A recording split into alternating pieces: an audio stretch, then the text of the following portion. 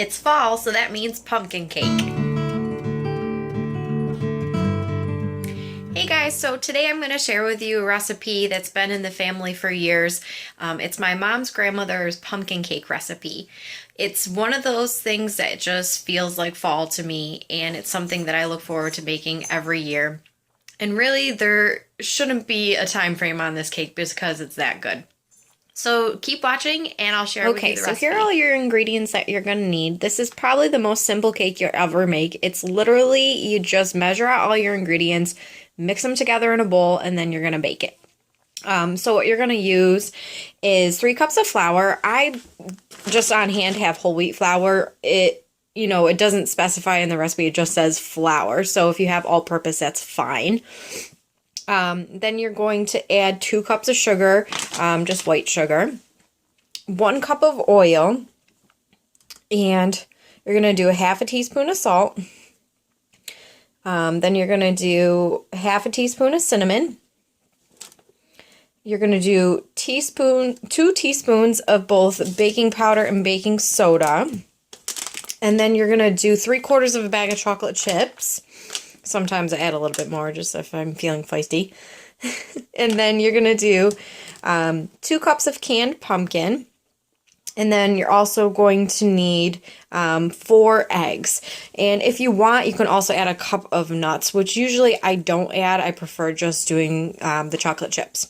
When you bake it, you're going to bake it in a bundt pan. This is actually my mom's old bundt pan, which has been handed down to me. I've added all of the dry ingredients to the mixing bowl, and I'll mix that all together before I add all my wet ingredients. I've measured out my pumpkin. That's 2 cups of pumpkin. It's about 1 1/4. Oh, there's my oven. It's about 1 1/4 of the small cans of pumpkin. Just for your reference, I know. I always use the extra pumpkin. I'll freeze it and use it for like shakes or something like that. But it's not quite 2 cans of pumpkin. And then I have my oil and my eggs measured out. And what I do just to incorporate it a little bit easier, I'll crack the eggs into the oil and mix them all, just to make sure that my eggs are broken up so it's not hard to mix it in. So I'm sure everybody's wondering where the chocolate chips are. I like to add them right at the end just so it's everything's incorporated and then all the chips don't sink to the bottom. So I'm just using semi-sweet chips. This is about 3/4 of a bag. I may add a little bit more just because I like the extra chocolate bits. But I'll dump those in and then we'll get it into the bundt pan, which I have greased already. I just use canola oil spray. Dump these in. Lots of chocolate chips. And we'll get that mixed in and get that in the bundt pan. All right, so we're all into the bundt pan. And we are going to put this in the oven at 350 for an hour and 10 minutes or until you pull a toothpick out and it's clean. And make sure it's on the lowest rack in your oven. Right in there.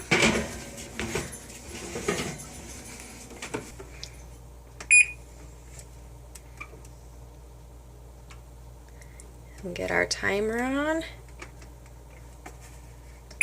Here we go. So we are hot out of the oven and it looks great. And the one thing is that you want to make sure to let it cool completely in the pan.